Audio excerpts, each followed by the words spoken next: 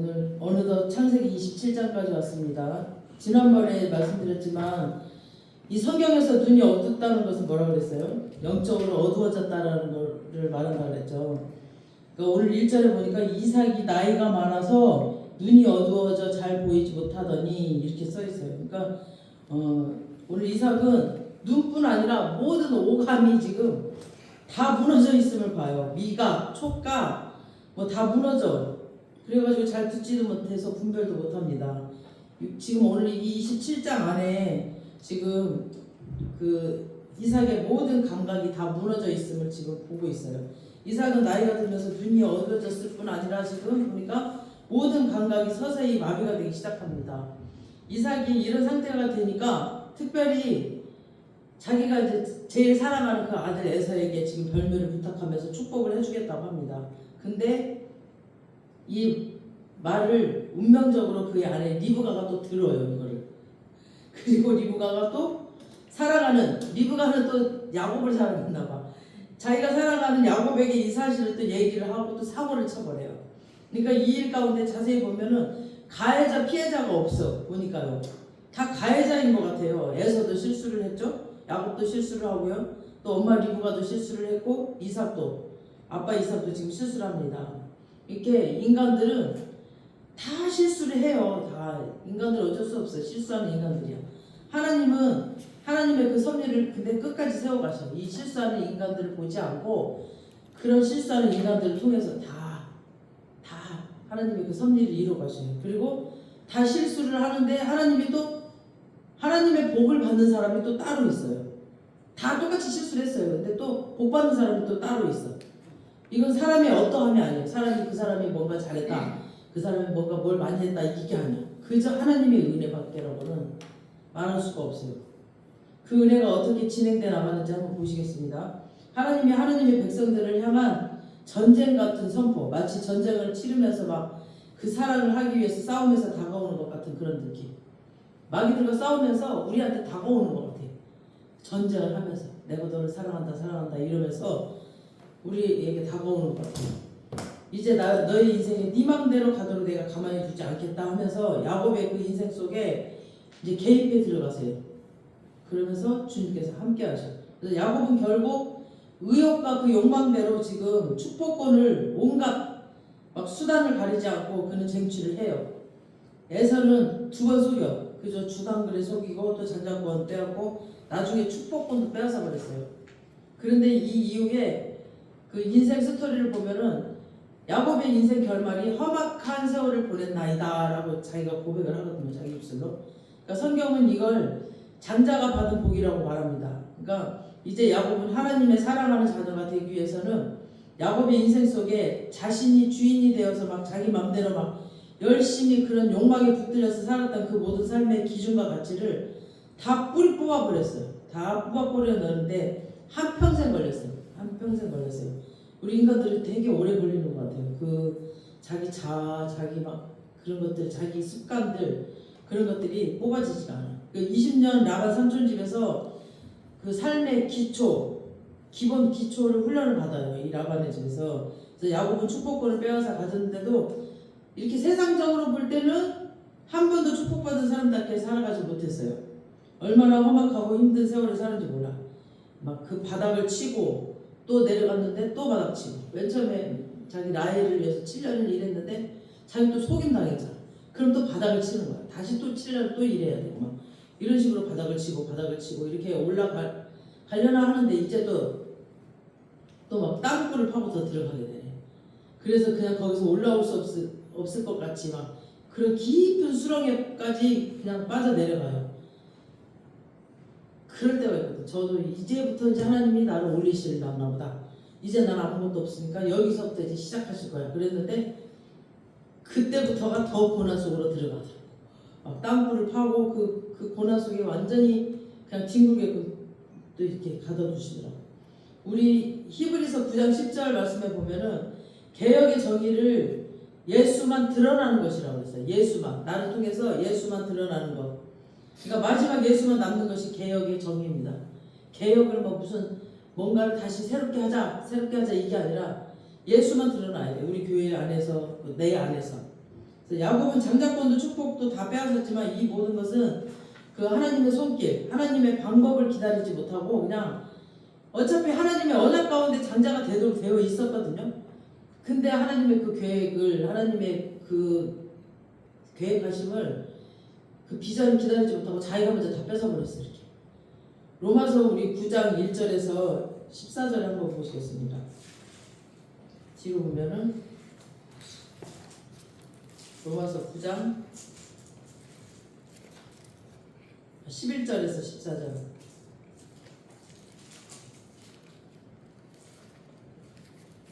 시작. 그 자식들이 아직 나지도 아니하고 무슨 선이나 악을 행하지 않을 때에 택하심을 따라 되는 하나님의 뜻이 행위로 말미암지 않고 오직 이르시는 대로 서게 하려 하사 리브가에게 이르시되 큰 자가 어린 자를 섬기리라 하셨나니 기록된 바 내가 야곱을 사랑하고 에서는 미워하였다 하신가 같으니라. 그런즉 우리가 무슨 말을 하리요 하나님께 불러야 되리라 그럴 수 없느니라. 지금 이 뱃속에 있었거든요, 이 아들 둘이. 근데 하나님이 이미 뱃속에 있어서 얘네들이 뭐 잘못한 것도 아무것도 없는데 큰 자는 자기 에서는 미워하고 야곱은 사랑했다라고 했어요. 그러니까 이렇게 이미 장자권과 축복이 야곱에게로 흘러가게 약속되어 있었어요. 이렇게 창세기 때부터 이렇게 하나님이 예비를 해놓으셨거든요. 이게 참 인간의 못된 버릇입니다. 자기가 챙기는 거야, 자기가. 그래서 기독교인들이 수동적으로 있는 것을 가장 견디지 못해. 가만히 수동적으로 있는 거 견디지 못하고 자기가만 뭔가 하려고 그래. 사역도 비전을 받았으면 좀 기다려야 되는데 자기가 먼저 앞서서 가버려. 이거 앞서서 가는 게 정말 실수하는 거예요. 완전 큰 실수. 주님이 나를 떠밀고 가게끔 기다려야 되는데 이 수동적으로 있는 것은 진짜 제일 못해, 기독교인들이. 그러면 또 바보같이 보이거든. 가만히 있으면 또 무기력해 보이고 또 신앙이 없는 것처럼 보이고 또 왜 그렇게 살아라는 그런 조롱거리, 그런 거를 듣게 돼요. 그러니까 야곱은 지금 그걸 훈련받는데 정작 축복권을 한 번도 쓰지 못했습니다. 이름을 바꿔서도 계속 야곱이라고 불리고 살아. 하나님이 너는 이제 야곱이라 하지 말고 뭐라 그러지, 이스라엘이라 하라, 이렇게 이름을 바꿔줬는데도 그 이름을 안 써. 계속 야곱으로 써요. 분명히 하나님이 야곱 가까이서 이스라엘이라고 명예스럽고 영광스러운 이름으로 개명해 주셨거든요. 그런데도 이후에도 어디 가서 이스라엘을 부른 데가 없어. 계속 야곱이라고 나오죠. 이것이 우리의 이중적 상태거든요. 우리는 하나님의 아들, 딸이고 선포인데 우리 속에 여전히 야곱이 있어. 우리 속에 옛사람, 옛자 막 이런 게 있어요. 그러니까 빚어지고 깎여져야 할 것들이 많아요, 아직. 그래서 이 과정에서 하나님이 우리들을 향하여 달려오는 그 사람은 그 누구도 막을 수 없습니다. 주님은 달려오거든요, 우리에게. 어디를 도망갈지라도 거기까지 하나님께서 따라오셔. 시편 139편을 보면 우리가 왜 창작한 곡도 있죠. 내가 하늘에 올라갈지라도 거기 계시며 수월에 내려가서 그 자리를 펼지라도 거기 계시는도다. 내가 새벽 날개를 치며 바다 끝에 가서 거주할지라도 거기서도 주의 손이 나를 인도하시리라. 그러니까 새벽 날개를 치며 그 바다 끝에 그런 보이지 않는 곳에 도망갈지라도 주의 손이 나를 끝까지 찾아와서 인도하신다는 거죠. 이 말씀처럼 인도하시기에 우리가 지금도 여기에 붙들려 앉아 있는 겁니다. 아멘. 그 사랑에 매여서 오늘 본문 19절 20절 보시겠습니다. 27장 19절 20절. 시작. 야곱이 아버지에게 대답하되 나는 아버지의 맏아들 에서로소이다. 아버지께서 내게 명하신 대로 내가 하였사오니 원하건대 일어나 앉아서 내가 사냥한 고기를 잡수시고 아버지 마음껏 내게 축복하소서. 이삭이 그의 아들에게 이르되 내 아들아 내가 어떻게 이같이 속히 잡았느냐. 그가 이르되 아버지 하나님 여호와께로 나로 순조롭게 만나게 하셨음이니이다. 그러니까 사실 지금 누구예요, 이 사람이? 야곱이야. 야곱, 에서가 아니라. 근데 이삭이 속아버렸죠. 그러니까 야곱이 그 시리아산이라고 있는데 거기 시리아산에 있는 그 염소털을 갖다가 이렇게 손에다 딱 다 입히고 나서 에서는 털이 많은 자거든요. 그러니까 유대 원문에 보면 이 시리아산 염소털이 이 사람의 촉감이랑 굉장히 거의 비슷하다고 해요. 그래서 이걸 이제 손에 딱 이렇게 바르고 나서 아버지 그 촉감을 속여, 촉감을. 그래서 눈이 어두워지니까 그러니까 연쇄작용으로 모든 감각 기능이 다 무너져 버렸어요. 그래서 그래서 나중에 이 사실이 밝혀집니다. 에서에게도 밝혀지고 이제 이삭도 깜짝 놀라는데 우리 33절 보시겠습니다. 27장 33절 시작. 이삭이 심히 크게 떨며 이르되 그러면 사냥한 고기를 내게 가져온 자가 누구냐? 내가 오기 전에 내가 다 먹고 그를 위하여 축복하였은즉 그가 반드시 복을 받을 것이라. 이미 지금 야곱이 막 시리아산 그 염소털을 다 바르고 와서 속였잖아요. 그래서 야곱에게 이미 다 축복권을 줘버렸단 말이에요. 근데 지금 에서가 나중에 나타나니까 이제 이삭이 이렇게 깜짝 놀래.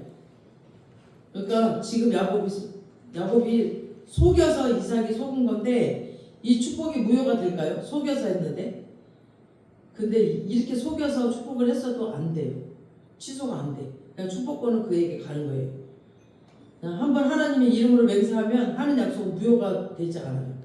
그러니까 대표적인 예를 들어보면 왜 여호수아의 9장에서도 보면은 이스라엘 백성들이 가나안 땅에 들어가서 왜 그런 과정 가운데 있을 때 기브온 족속들이 막 와가지고 화친을 맺으러 나오죠. 그러면서 우리 아주 멀리서 왔다고 그러죠. 먼 나라에서 왔다고 막 속이면서 막 곰팡이나 떡을 막 일부러 곰팡이나게 만들고 떨어진 신발 다 헤어진 망대를 가지고 와가지고 멀리서 왔다고 속이죠.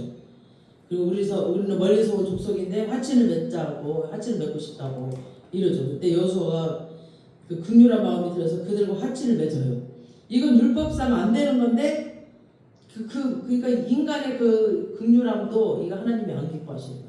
하나님의 긍휼함이 들어가야 되는데 인간의 긍휼함으로 지네가 화친을 맺어버린 거예요. 근데 여호수아가 속아요. 시간이 조금 지난 후에 속은 사실을 알게 되죠. 그렇다고 그거를 취소할 수가 없거든. 화친 맺은 게 취소할 수가 없어요. 나중에 그 이제 그것 때문에 벌을 받는 때가 있거든요. 그대로 이스라엘 백성 안에 함께 살게 해. 그리고 이제 영원히 물 기르는 자, 나무 패는 자, 이런 이제 이스라엘의 종으로 살아요. 이 사람들이, 기본 사람들이. 그러니까 한번 하나님의 이름으로 약속되어진 축복은 바꿀 수가 없어요. 그리고 성경에 보면 꼭 혈통적으로 장자에게만 장자권을 물려주는 게 아니에요. 요셉 아들도 보면 므낫세 에브라임도 그 야곱이 축복할 때 이렇게 손을 바꿔서 하잖아요. 이렇게 에브라임한테 축복을 해. 둘째한테. 그러니까 요셉이 아버지 손이 바뀌었습니다. 그랬더니 여기 장남 므낫세가 이쪽인데요 하고 하니까 야곱이 나도 안다 내 아들아 하면서 그도 한 족속이 되며 그도 크게 되려니와 그의 아우가 그보다 큰 자가 되고 그의 자손이 여러 민족을 이루리라 라고 장자에게 더 축복권을 줘요. 이게 이제 창세기 48장에 13절에서 22절까지 쭉 나와. 이렇게 야곱의 축복을 빌어줄 때. 그러니까 각 그 12자녀에게 이렇게 축복을 빌어주는 장면이 나오거든요. 그때. 그리고 다윗도 왜 처자들에게 왕권을 물려주지 않았죠. 솔로몬에게 물려줬어요. 그리고 유대인의 문화 속에서 율법을 장자에게 물려주게 되어 있지만 아버지의 권한으로 꼭 장자에게만 물려주는 게 아니었어요. 이렇게 운명적으로 두 사람은 바뀌어버렸어요. 이제 야곱과 에서가. 그런데도 야곱은 한 번도 축복을 행사하지 못하고 누리지 못합니다. 그래서 그 축복의 의미는 우리가 생각하는 세속적인 복이 아니라 그게 아니죠. 마지막 창세기 49장에 야곱이 아들들을 다 불러 모아놓고 이렇게 축복을 합니다. 그리고 49장 22절에 보면 요셉에게 축복을 합니다. 22절 한번 우리 창세기 49장을 한번 읽어볼게요. 여기 해놓고 야곱에게 어떤 축복을 주는지 49장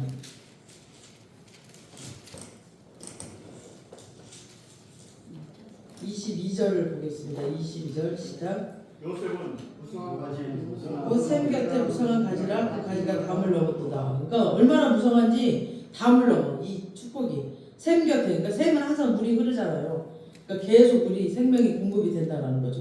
그 다음에 23절에 활 쏘는 자가 그를 학대하며 적개심을 가지고 그를 쏘았으나, 그러니까 활 쏘는 자, 요셉을 시기 질투하는 자들, 팔아 넘기고 막 감옥에 넣는 자들, 이게 평생 힘들게 하는 자들이 활 쏘는 자라고 했거든요.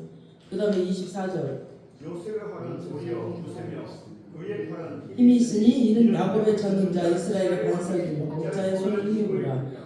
25 내 아버지 하나님께로 말미암나니 그가 너를 도우실 것이요 전능자로 말미암나니 그가 내게 복을 주실 것이라. 위로 하늘의 복과 아래로 깊은 샘의 복과 젖먹이의 복의 해와 복이로다. 26절 내 아버지의 축복이 내 상조의 축복보다 나아서 영원한 하나님이 한 없으니 이 축복이 요셉의 배로 돌아오며 그 형제의 중 뛰어난 내 정신에 돌아오리라. 아멘. 그러니까 막 그 활 쏘는 자 그런 사람들이 방해를 해도 요셉은 더욱 단단해졌어요. 힘이 있어질 것이다. 근데 이것이 야곱의 전능자 야곱의 요셉을 축복해주면서 야곱의 전능자 그러니까 자기 하나님이 널 도울 거라고 그래요. 그러니까 위로 하늘의 복과 아래로 깊은 샘의 복 태의 복까지 이거 하나하나 풀면은 엄청난 복이거든요.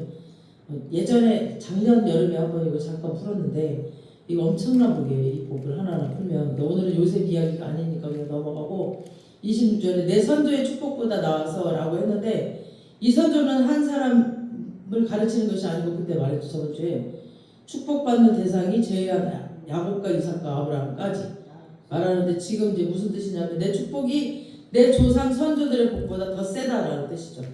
그러니까 야곱이 아브라함의 복과 이삭의 복하고 이렇게 합친 복보다 더 복이 세다는 거죠. 그러니까 저번 주에 말씀처럼 야곱의 복의 개념이 완전히 바뀌어졌죠. 그 복의 개념이 바뀌어져 있기 때문에 세상적인 어떤 가치나 세상적인 가치로 뭐 이게 세속적인 가치로 복을 여기지 않았어 이 야곱이요. 이렇게 당당히 말하고 있는 거죠. 그래서 24절에 다시 보면은 야곱의 전능자 이스라엘의 반석인 목자의 손을 힘입었도다라고 이렇게 당당하게 말을 해요. 그래서 야곱이 여기서 말하는 복이 하나님의 손길을 말합니다. 그래서 우리들이 이해하고 기대하는 그 복하고는 아주 달라요. 그래서 이스라엘 역사도 보면은 그 우시아 왕 때 우시아 왕이 죽은 해에 이런 세상적인 복인 줄 알았거든요. 이 이스라엘들도. 근데 이런 나라가 부강하고 막 풍족해지니까 이런 부강한 복 때문에 우시아 때 그때서부터 사람들이 교만해졌어요. 이스라엘 백성들이 교만해져 버렸어요. 그래서 막 나병에 걸려 죽을 때까지 궁궐에 들어가지도 못하고 별궁에서 혼자서 처참하게 이 우시아 왕은 죽었고요. 그러니까 이런 부강과 세속적인 것이 아니라 야곱이 말한 복은 뭐였냐면 하나님을 경험한 복이었어요. 고난 가운데 나는 할 수 없고 하실 수 있다. 하나님만이 하실 수 있다라는 거. 나는 내 힘으로는 도저히 못해요. 그걸 그 고백이 나올 때까지 하나님을 경험했던 거. 하나님을 만났던 하나님과의 교제 이런 복을 야곱이 지금 말하고 있습니다. 그러니까 어떤 상황이 와도 환경이 와도 이제는 다시는 다른 길을 찾지 않는 거죠. 이 야곱이. 그리고 갈 수도 없어요. 오직 하나님만 찾는 자. 하나님과의 그 단단한 관계. 그분께 묶여 있어가지고 어디를 갈 수가 없어요. 이 야곱이. 그래서 언제나 하나님 무릎 앞에 앉을 수밖에 없는 그런 사람. 이게 진짜 복입니다. 그래서 우리가 성경을 볼 때 세속적인 가치로 보면은 아직 어린아이예요. 우리는. 근데 세속적인 가치가 아닌 영적인 하나님의 마음으로 하나님의 일하심 하나님의 위대하심 하나님의 이런 긍휼하심 그게 보이면 성경을 그냥 읽을 수가 없어요. 이걸 이제 영적으로 성장한 사람들인데 그 눈으로 바라보면은 정말 눈물이 나서 또 가슴이 두근두근하고 떨려서 그냥 성경을 읽을 수가 없어요. 그래서 야곱이 정의한 복은 야곱의 복의 가치는 완전히 달랐습니다. 그러니까 우리는 막 잘 먹고 잘 살게 하고 막 좋은 대학교 가고 뭐 좋은 집 좋은 차 막 이런 것들이 복이라고 하는데 야곱은 그러지 않았어요. 그래서 자기 복이 아브라함과 이삭 자기 할아버지와 아버지의 복을 합친 것보다 더 낫다 더 좋다라고 했어요. 이게 천국의 기준입니다. 그러니까 우리 세상에 보면은 말 잘 듣고 공부 잘하고 막 이런 모범생보다는 맨날 부모한테 막 두드려 맞고 막 혼난 사람 이런 애들이 그 부모를 더 잘 알아요. 그리고 나중에 보면 이런 애들이 속이 더 단단해지고 부모한테 더 잘합니다. 너무 오냐오냐 이렇게 키운 애들은 싸가지가 없어. 야곱이 나중에 기근이 들어서 이 70명의 가족을 이끌고 요셉에게로 갔을 때 애굽왕 바로에게 하나님의 이름으로 이마에다가 이렇게 안수를 해버립니다. 그러니까 바로가 이제 기가 막히니까 네 나이가 얼마냐라고 물어. 야곱이 그때 유명한 말 한마디를 남기죠. 우리 조상의 길에는 미치지 못하나 험악한 세월을 보냈나이다. 그러니까 이 말 뜻은 내가 우리 전능하신 하나님의 손길 안에 있었다라는 겁니다. 이걸 고백을 하는 거죠. 그래서 야곱은 하나님의 그 영광에 붙들려서 하나님의 실체, 하나님이 이 세상의 진정한 현실임을 깨닫고 누구 앞에서도 왕 중의 왕인 바로 앞에서도 맨 먼저 그 남의 나라에 그 밥 얻어 먹으러 들어가서 이마에다가 딱 안수를 하는 겁니다. 그래서 하나님의 이름으로 복될지어다 이렇게. 그러니 갑자기 안수받는 그 발언은 얼마나 기가 막혔을까요? 그래서 하나님이 그렇게 소소한 일상 속에 능력이 되고 실력이 되고 하나님의 현실이 되어서 사는 겁니다. 그게 야곱이 복이라는 걸 알았습니다. 하나님의 손길, 하나님이 나와 함께 하고 있다는 그 자체, 그것이 복이라는 것을 알았습니다. 정말 내가 이 땅에서 얼마나 누리고 가지고 사느냐가 그게 복이 아니라 여러분 이 말씀이 들려지길 바랍니다. 하나님과 매 순간 함께하면서 하나님이 주시는 복들, 하나님이 어떻게 일을 하시고 어떻게 인도하시고 우리의 힘으로는 도저히 할 수가 없어. 우리의 한계를 넘는 그 복을 주신 하나님. 그 우리가 지금 우리 교회에 일어나는 일도 저하고 뭐 우리 전도사님한테 일어나는 일도 우리의 한계로는 할 수 없어요. 내 힘으로는 할 수 없는 일이고 내 환경과 내 상황으로는 할 수 없는 일인데 하나님께서 그 복의 길로 정말 담을 넘어서 끌고 가시는 거예요. 그리고 여러분들에게 다 흘러가요. 우리 연예인교회 속해 있기 때문에.